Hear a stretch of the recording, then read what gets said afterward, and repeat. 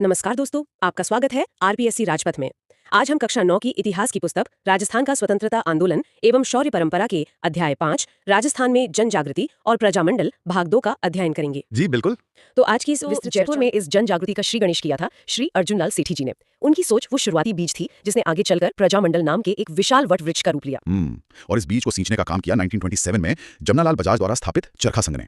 लेकिन यहाँ मेरे दिमाग में एक सवाल आता है। क्या? देखिए 1931 में जब कर्पूर चंद पाटनी ने जयपुर प्रजामंडल की स्थापना की तो उनका घोषित उद्देश्य केवल और केवल समाज सुधार था। अब सोचने वाली बात यह है कि 1930 का दशक जब पूरे देश में आजादी की लहर अपने चरम पर थी, तब एक राजनीतिक संगठन बनाकर सिर्फ समाज सुधार की बात करना। आपको लग रहा है कि ये रक्षात्मक था? हाँ। मतलब क्या ये बहुत ही रक्षात्मक या डरा हुआ कदम नहीं लगता? सत्ता से सीधा क्यों नहीं टकराए वो? मैं बताती हूँ। ये डरा हुआ कदम बिल्कुल नहीं था, बल्कि एक बहुत ही गहरी रणनीतिक चाल थी। इसे इस तरह से देखिए, आप एक ऐसी इमारत को कैसे गिराएंगे जिसकी नींव में समाज की कुरीतियां धंसी हों। पॉइंट है। अगर समाज बटा हुआ है, अशिक्षित है, तो वो राजा या अंग्रेजों के खिलाफ एकजुट कैसे होगा? पाटनी जी और उनके साथियों ने सीधे राजा को चुनौती देने के बजाय समाज की जड़ों को मजबूत करना शुरू किया। लेकिन सत्ता बहुत चालाक होती है। राजा समझ गया कि जो जनता आज अपने हकों के लिए जागरूक हो रही है, वो कल राजशाही पर सवाल उठाएगी। और फिर वही हुआ जो हमेशा होता है। हाँ, नतीजा ये हुआ कि राज्य का भयंकर दमन चक्र शुरू हो गया। और वो दमन चक्र कोई मामूली बात नहीं थी दोस्तों। पंडित हीरालाल शास्त्री, चिरंजीलाल अग्रवाल, कर्पूर चंद पाटनी और दौलतमल भंडारी जैसे कद्दावर नेताओं को रातों रात गिरफ्तार कर लिया गया। सरकार को लगा होगा कि नेताओं को जेल में डाल दो, आंदोलन टूट जाएगा। लेकिन हुआ इसका ठीक उल्टा। बिल्कुल। पूरे जयपुर शहर में भयंकर विरोध प्रदर्शन भड़क उठे। जिस चिंगारी को वो कुचलना चाहते थे, वो पूरे शहर में आग की तरह फैल गई। और इसी जन दबाव ने सत्ता को घुटने टेकने पर मजबूर कर दिया।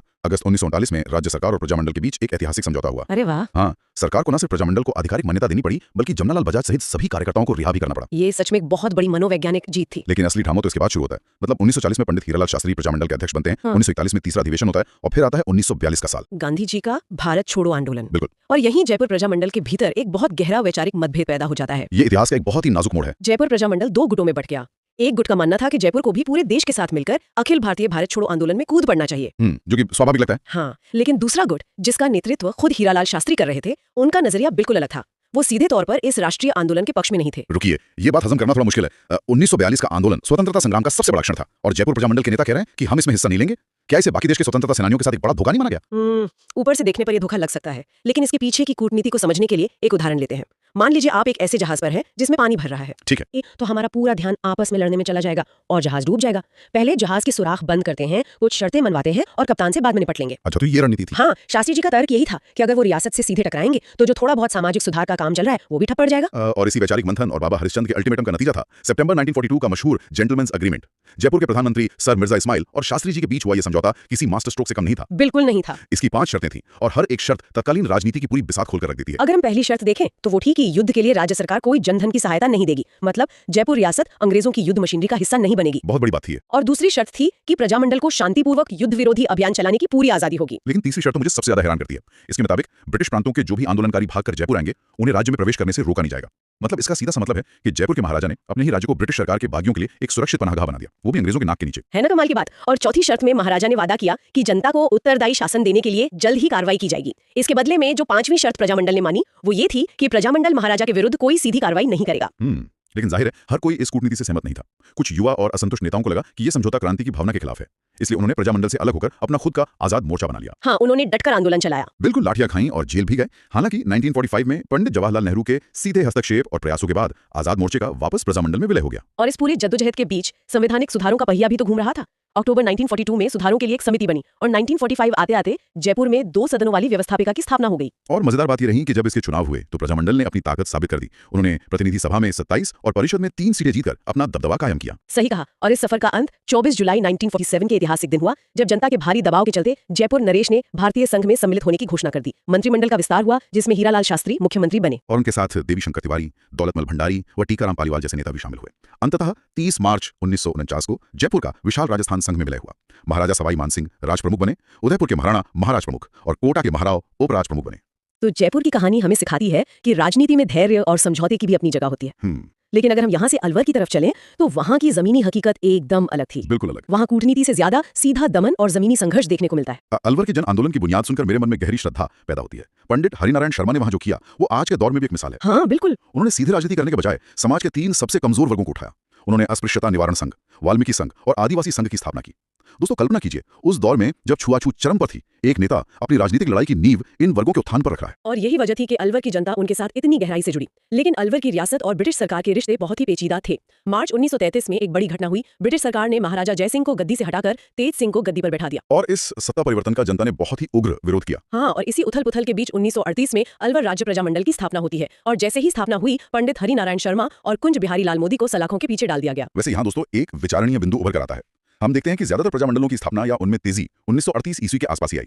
अब सोचने वाली बात है कि 1938 के किस कांग्रेस अधिवेशन के बाद देशी रियासतों में इन प्रजामंडलों की स्थापना को इतनी भयंकर गति मिली। ये इतिहास की उन कड़ियों में से है जो पूरे देश के आंदोलन को जोड़ती है। खैर, अलवर में दमन का सिलसिला यही नहीं थमा। 1940 में जब द्वितीय विश्व युद्ध चल रहा था तो राज्य ने जबरदस्त युद्ध कोष की वसूली शुरू कर दी। बाप रे। शर्मा जी और मास्टर भोलानाथ ने इसका डटकर विरोध किया और उन्हें फिर से गिरफ्तार कर लिया गया। फिर जनवरी 1944 में भवानी शंकर शर्मा की अध्यक्षता में पहला अधिवेशन हुआ और 1946 आते आते ये आंदोलन किसानों के हकों की लड़ाई से भी जुड़ गया। लेकिन अलवर का अंत बहुत ही दुखद रहा यार। हाँ, 1947 के दंगे। बिल्कुल, 1947 में वहां भयंकर सांप्रदायिक दंगे भड़क उठे। हालात इस कदर बेकाबू थे कि अलवर के दीवान एनबी खरे को तो दिल्ली से बाहर निकलने तक की मनाही कर दी गई थी, क्योंकि उन पर महात्मा गांधी की हत्या के षड्यंत्र में शामिल होने का संदेह था। इतनी उथल पुथल के बाद जाकर मार्च 1948 में अलवर का मत्स्य संघ में विलय हुआ। अलवर का अंधकारमय दमन एक तरफ और दूसरी तरफ है भरतपुर। भरतपुर की कहानी तो किसी विडंबना से कम नहीं है। मतलब हम अक्सर मानते हैं कि राजा अत्याचारी थे और जनता प्रगतिशील, लेकिन भरतपुर के महाराजा किशन सिंह, जिनका कार्यकाल 1900 से 1927 तक रहा, वो खुद लोकतंत्र के बीज बोरे थे। ये सच में एक बहुत बड़ा पैराडॉक्स है। एक राजा जो खुद अपनी सत्ता को सीमित करना चाहता है। महाराजा किशन सिंह ने हिंदी को राजभाषा का दर्जा दिया, स्थानीय स्वायत्त शासी संस्थाओं को विकसित किया और वो खुद उत्तरदायी सरकार के पक्षधर थे। लेकिन यही प्रगतिशीलता उनका काल बन गई। अंग्रेज किसी भी कीमत पर एक आजाद ख्यालों वाले प्रगतिशील राजा को बर्दाश्त नहीं कर सकते थे, इसलिए ब्रिटिश सत्ता ने सीधा हस्तक्षेप किया और महाराजा किशन सिंह को गद्दी से हटा दिया गया। हाँ, और उनकी जगह एक बालक बृजेंद्र सिंह को नाम मात्र का राजा बनाकर शासन की पूरी डोर एक अंग्रेज प्रशासक ने अपने हाथ में ले ली। इस धोखे ने भरतपुर की जनता में आग लगा दी। जगन्नाथ दास अधिकारी और गंगा प्रसाद शास्त्री जैसे प्रणेताओं ने जन चेतना की शुरुआत की। 1930 में महाविद्यालय के छात्रों का स्वतंत्रता दिवस मनाना उसी आग का एक सुलगता हुआ रूप था। लेकिन एक और अजीब बात देखिए, 1938 में भरतपुर प्रजामंडल की स्थापना राज्य के भीतर नहीं हो पाई। अच्छा, गोपीलाल यादव जो अध्यक्ष थे और मास्टर आदित्येंद्र जो कोषाध्यक्ष थे, उन्हें इसे राज्य के बाहर रेवाड़ी में स्थापित करना पड़ा। ऐसा क्यों? क्योंकि राज्य के भीतर पाबंदियां इतनी सख्त थीं। अप्रैल 1938 में संस्था को गैर कानूनी घोषित कर दिया गया। एक लंबा सत्याग्रह चला, जिसके बाद जाकर 23 दिसंबर 1940 को प्रजा परिषद को मान्यता मिली। और फिर 30 दिसंबर 1940 को जयनारायण व्यास की अध्यक्षता में प्रजा परिषद का प्रथम सम्मेलन हुआ। बिल्कुल। फिर अक्टूबर 1942 में ब्रज जनप्रतिनिधि समिति के गठन की घोषणा हुई और जब अगस्त 1943 में चुनाव हुए तो जनता ने अपना फैसला सुना दिया। 50 में से 37 निर्वाचित सदस्यों में प्रजा परिषद ने अकेले 27 सीटें जीत लीं। बहुत बड़ा बहुमत था। युगल किशोर चतुर्वेदी नेता चुने गए और मास्टर आदित्येंद्र उपनेता।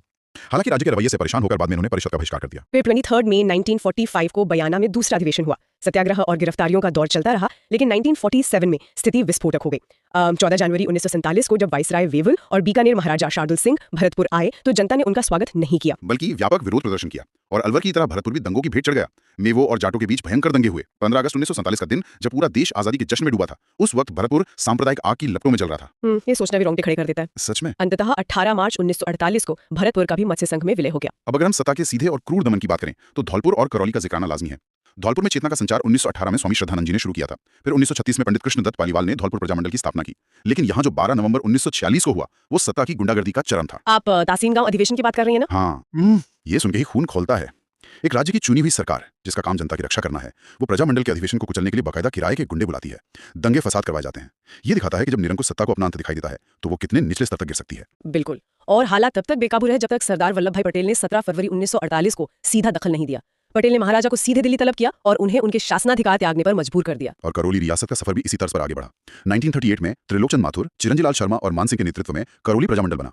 नवंबर 1946 में उन्होंने उत्तरदायी शासन की जोरदार मांग रखी, जिसके बाद जुलाई 1947 में घबराए हुए महाराजा ने एक 11 सदस्यीय समिति तो बनाई, लेकिन प्रजामंडल ने उसे सिरे से खारिज कर दिया क्योंकि उस समिति में जनता का एक भी असली प्रतिनिधि नहीं था। अंततः धौलपुर और करौली दोनों ऐतिहासिक मत्स्य संघ का हिस्सा बन गए। तो हमने क्रूर राजाओं और कूटनीतिज्ञ नेताओं की बात की, लेकिन राजस्थान के इसी भूगोल में एक तीसरा और बहुत ही अनोखा पहलू भी था। वो क्या? कुछ रियासतों के शासक स्वयं प्रगतिवादी सोच के थे, जैसे बांसवाड़ा, डूंगरपुर, प्रतापगढ़, सिरोही, शाहपुरा, टोंक, कुशलगढ़ और झालावाड़। यही विरोधाभास तो इतिहास को रोमांचक बनाता है। बांसवाड़ा में भूपेंद्रनाथ त्रिवेदी, सिरोही में गोकुल भाई भट्ट और प्रतापगढ़ में अमृतलाल पायक और चुन्नीलाल प्रभाकर जैसे नेताओं ने इन प्रगतिवादी रियासतों में जन आंदोलन की कमान संभाली। सही कहा। लेकिन इन सब में डूंगरपुर का जो जमीनी संघर्ष है वो मुझे सबसे ज्यादा प्रभावित करता है। मुझे भी। डूंगरपुर में भोगीलाल पंड्या, हरिदेव जोशी, गौरी शंकर आचार्य, शिवलाल कोटेडिया और भीखाभाई भील ने जो किया वो किसी राजनीतिक आंदोलन से कहीं ऊपर उठकर एक मानवीय क्रांति थी। बिल्कुल। भोगीलाल पंड्या ने सेवा संघ के माध्यम से सीधे आदिवासियों के बीच काम किया। भीलों, चमारों और समाज की सबसे पिछड़ी जातियों में फैली अशिक्षा और कुरीतियों को दूर करने के लिए अपनी पूरी जिंदगी झोंक दी। और यही जमीनी जुड़ाव आगे चलकर राजनीतिक चेतना में बदला। दोस्तों, यहाँ एक और विचारणीय बिंदु उठता है कि आखिर किसके कठोर प्रयासों से 1945 ईस्वी में डूंगरपुर प्रजामंडल की स्थापना हुई। यह केवल एक संगठन का बनना नहीं था, यह सदियों से शोषित वर्ग के पहली बार राजनीतिक मुख्यधारा में आने का ऐलान था। आजादी के बाद इन सभी प्रगतिवादी राज्यों का वृहद राजस्थान में विलय हो गया। अगर हम इन सभी प्रजामंडलों के सफर को एक धागे में पिरोकर इसका समग्र मूल्यांकन करें तो इनका ऐतिहासिक महत्व हमारी सोच से कहीं ज्यादा गहरा है। वो कैसे? पहला, इन्होंने एक अभूतपूर्व जन जागृति एवं चेतना उत्पन्न की। जनता को समझ आया कि उनके भी कुछ अधिकार हैं। दूसरा, इनका राष्ट्रीय आंदोलन से जुड़ाव। 1942 के भारत छोड़ो आंदोलन में इनकी भागीदारी ने रियासतों की जनता को सीधे दिल्ली के स्वतंत्रता संग्राम से जोड़ दिया। लेकिन ये रास्ता आसान नहीं था। प्रारंभिक दमन व संघर्ष तो हमने दिखाई है। राजाओं ने इन संगठनों को गैरकानूनी घोषित किया। यहाँ तक कि 1921 में नरेंद्र मंडल बनाकर राजाओं ने खुद का एक केंद्रीय संगठन खड़ा कर लिया था ताकि वो मिलकर इन आंदोलनों को कुचल सके। मगर नतीजा क्या निकला? निरंकुशता का अंत। जनता के संगठित दबाव ने राजाओं को एहसास दिला दिया कि अब तलवार के जोर पर राज करने के दिन लद चुके हैं। लोकतंत्र का पहिया घूम चुका था। बिल्कुल घूम चुका था। और इसकी सबसे बड़ी परिणति हुई अखंड भारत का निर्माण, जहां सरदार पटेल के अथक प्रयासों से सभी राजाओं ने भारत संघ में विलय स्वीकार किया। आइए इस पूरी तस्वीर को साफ करने के लिए कुछ और कड़ियों को जोड़ते हैं। जोधपुर, जिसे मारवाड़ कहते हैं, वहां जयनारायण व्यास, जगदीश लाल और जोरावर मल जैसे नेताओं ने मोर्चा संभाला। वहां तो सुभाष चंद्र बोस का भी आगमन हुआ था। अरे वाह! और जोधपुर के ही भंवरलाल सर्राफ की उस हिम्मत को कैसे भुलाया जा सकता है, जो हाथ में एक तिरंगा लेकर, जिस पर गांधी और स्वराज लिखा था, सरेआम सत्याग्रह कर रहे थे और भाषण दे रहे थे। और बीकानेर में देखिए, स्वामी गोपाल दास और मघाराम वैद्य ने क्रांति की लौ जगाई। मुक्ता प्रसाद ने 1921 में विदेशी कपड़ों की होली जलाई और आजीवन सिर्फ खादी पहनने का संकल्प लिया। लेकिन बीकानेर महाराजा गंगा सिंह, जो खुद ब्रिटिश युद्ध मंत्रिमंडल के सदस्य थे, वो इतने बौखलाए हुए थे कि उन्होंने शिव मूर्ति जैसे स्वदेशी समर्थकों को सीधे नौकरी से निकाल दिया। बीकानेर के नाम से मेरे जहन में कुछ और गहरे सवाल गूंजते हैं दोस्तों। जैसे वो भयानक बीकानेर षड्यंत्र केस क्या था, जिसमें देशभक्तों को फंसाकर अमानवीय यातनाएं दी गईं, या फिर बीकानेर प्रजामंडल की स्थापना रियासत से कोसों दूर कलकत्ता में आखिर किसने की थी? और हाँ, बीकानेर के किस महाराजा ने सबसे पहले केंद्रीय संविधान सभा में अपना प्रतिनिधि के.एम. पणिक्कर को भेजा था? ये सवाल उस दौर की राजनीतिक उलझनों को समझने के लिए बहुत अहम है। बिल्कुल अहम है। और सिर्फ बीकानेर क्यों, जैसलमेर के सागरमल गोपा और मीठालाल व्यास के संघर्ष को कौन भूल सकता है? सागरमल गोपा का नाम आते ही वो सवाल भी मन को कचोटता है कि 4 अप्रैल 1946 को जैसलमेर जेल में उनके साथ वो कौन सी त्रासद और रोंगटे खड़े कर देने वाली घटना घटी थी, जिसने पूरे देश की आत्मा को झकझोर दिया था। मेवाड़ में माणिक्यलाल वर्मा, मोहनलाल सुखाड़िया और बलवंत सिंह मेहता ने कमान संभाली। और जब मेवाड़ की बात हो तो ये सवाल भी उठता है कि मेवाड़ प्रजामंडल की स्थापना किसने की थी और इसके प्रथम अधिवेशन की अध्यक्षता का गौरव किसे प्राप्त हुआ था? सही कहा। वैसे बिजौलिया के उस किसान आंदोलन को कैसे छोड़ सकते हैं, जिसके सूत्रधार विजय सिंह पथी को अंग्रेज इतना खतरनाक मानते थे कि उन्होंने उन्हें बोल्शेविक यानी विप्लववादी की उपाधि दे डाली थी। कोटा का दृश्य भी कम दिलचस्प नहीं था। पंडित नैनू राम शर्मा, पंडित अभिन हरि और महाराव भीम सिंह का प्रभाव वहां स्पष्ट था।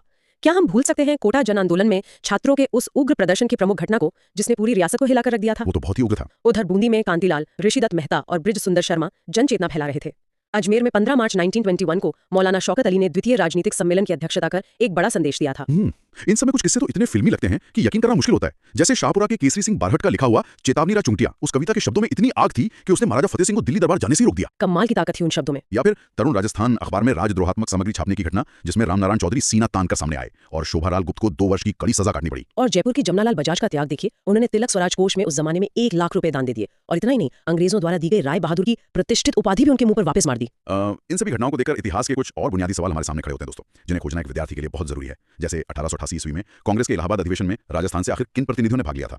1919 में राजस्थान सेवा संघ की स्थापना कहां हुई थी, जिसने इस पूरी जागृति की जमीन तैयार की? और भी सवाल है। हाँ, अखिल भारतीय देशी लोक परिषद की स्थापना कब हुई और वो अंग्रेजी साप्ताहिक पत्र राजस्थान टाइम्स का प्रकाशन कहां से आरंभ हुआ था, जिसने अंग्रेजों की नींद हराम कर दी थी? ये सभी प्रश्न सिर्फ तथ्य नहीं है, ये वो रोशनी है जो हमें इतिहास की भूल भुलैया में सही रास्ता दिखाती है।